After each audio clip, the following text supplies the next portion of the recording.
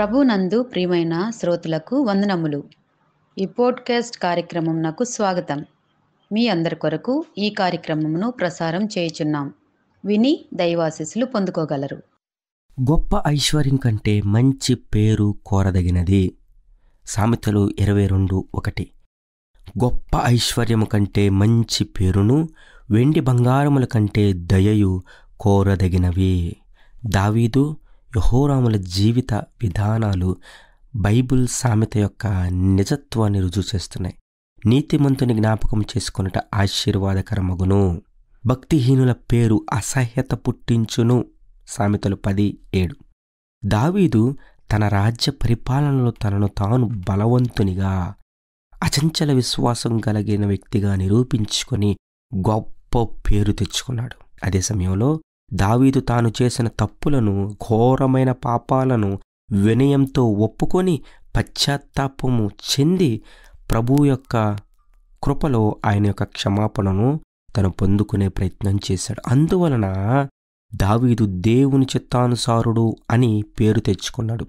దావీదు నా హృదయానుసారుడు అని కూడా ప్రభు చెప్పాడు. 1 సమూయేలు 13:14. దీనికి వ్యత్యాసంగా యూదారాజైన యెహోరాము చెడ్డ పేరు తెచ్చుకున్నాడు. ఆయన తన ప్రజలను దేవుని నుండి మళ్లించాడు. తన 6 సహోదరులను మరియు యూదా అధిపతులను హతము చేశాడు. చివరికి మరణానికి నడిపే బాధాకరమైన వ్యాధితో యెహోరామును ముట్టాడు. బైబిల్ యెహోరామును గూర్చి ఎవరికిని ఇష్టము లేనివాడే అతడు చనిపోయెను అని తెలియజేస్తుంది. 2వ దినవృత్తాంతాల గ్రంథం 21:20. కాబట్టి వ్యర్థమైన గొప్ప ఐశ్వర్యము కంటే, వెండి బంగారముల కంటే మనలో ప్రతి ఒక్కరూ దేవుని దృష్టిలో మరియు తోటివారి దృష్టిలో మంచి పేరు పొందవలసిన అవసరత ఉన్నది. చూసారండి, మనకి బైబిల్ చెప్పకనే ఎంతో స్పష్టంగా ఈ విషయాన్ని జ్ఞాపకం చేస్తూ ఉంది. ఒకవేళ ఐశ్వర్యం కోసం నువ్వు బాగా ఎగబడి ఐశ్వర్యం కోసం 24 గంటలు కష్టపడి ఐశ్వర్యం కోసం నువ్వు నీ కుటుంబాన్ని పక్కన పెట్టి ఒకవేళ నువ్వు పరుగులు తీస్తూ ఉంటే గుర్తుపెట్టుకో, గొప్ప ఐశ్వర్యము కంటే మంచి పేరు కోరదగినది అనుంది. కానీ మన వాళ్ళు లోకస్తులు ఏం చెప్తారో తెలుసా? గొప్ప ఐశ్వర్యము కంటే మంచి పేరు అన్నారు. గొప్ప ఐశ్వర్యము ఉంటే మంచి పేరు అంటారు. తప్పు. బైబిలు గొప్ప ఐశ్వర్యము ఉంటే మంచి పేరు వస్తుంది అని అనలేదు. గొప్ప ఐశ్వర్యము కంటే మంచి పేరు కోరదగినది. ఒకవేళ దేవుడు నిన్ను ఒక వరము కోరుకోమని నీకు అవకాశం ఇచ్చి 2 ఆప్షన్లు ఇచ్చాడు అనుకోండి. ధన, కనక, వస్తు, వాహనం అని మాన్యాలు ఒక సైడు, మంచి పేరు ఒక సైడు ఇచ్చాడనుకోండి.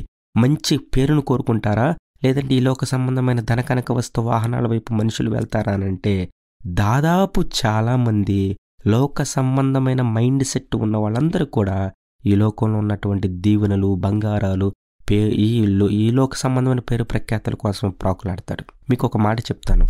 ఈరోజు అధికారి రేపు అధికారం లేని వ్యక్తిగా ఉంటాడు. ఈరోజు తను సీఎంఏ, కానీ రేపొద్దున అతడు సీఎం స్థానాన్ని కోల్పోయి ఉండొచ్చు. ఈరోజు అతడు ధనవంతుడే, కానీ రేపొద్దున అతడు తన ధనాన్ని అంతా కోల్పోయి ఉండొచ్చు. ఈరోజు తన ఇంట్లో కాసులు 7 వారాల నగలు ఉండి ఉండవచ్చు, కానీ కొంతకాలానికి ఆ 7 వారాల నగలు కోల్పోతే మనం ఆ ధనాన్ని బట్టి తనకు విలువనిస్తున్నాం కదా. ఆ ధనాన్ని బట్టి మనం పేరు ప్రఖ్యాతులు తెచ్చిపెడుతున్నాం. అదే ధనము పోయినప్పుడు తన పేరు కూడా పోతుంది. కానీ దేవుడు వాక్యానుసారంగా చెప్తున్నట్టు ఏంటో తెలుసా? ఈ లోకంలో ఉన్న ధనం ఉన్నా లేకపోయినా దేవుని యొక్క కృపను బట్టి మంచి పేరు అనేది ఎలాంటిదో తెలుసా? మంచి సాక్ష్యం లాంటిది. ఆ మంచి సాక్ష్యం అనేది పర్మనెంట్ ఇంకుతో రాసిన ఒక మంచి పేరు లాంటిది. దాన్ని చెరపాలన్నా చెరపలేం.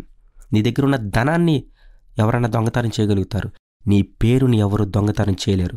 అందుకే అంబేద్కర్ గారు అంటూ ఉంటారు కదండి, నీ దగ్గర ఉన్న వాటిని తీసుకోగలుగుతారు, కానీ నీ జ్ఞానాన్ని ఎవరు తీసుకోలేరు. అందుకే బాగా చదవండి అని చెప్పేసి మనం వింటూ ఉంటాం. అంటే జ్ఞానాన్ని ఎవరు దొంగిలించలేరు, అలాగే మంచి పేరుని ఎవరు దొంగిలించలేరు, నీకై నువ్వు కోల్పోతే తప్ప. దావీదు ఒకానొక దశలో తన మంచి పేరును పోగొట్టుకున్నాడు.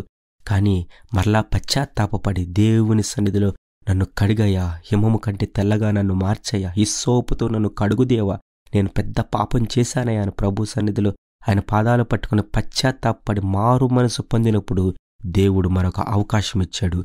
దేవుడు మరొక అవకాశం ఇచ్చినప్పుడు మరి ఎన్నడూను తిరిగి అదే విధమైన పాపాన్ని దావీదు చేసిన వ్యక్తి కానే కాడు. అందుకే దేవుడు ఎంతో స్ట్రాంగ్గా టెస్టిఫై చేశాడు, దావీదు నా హృదయానుసారుడు అని.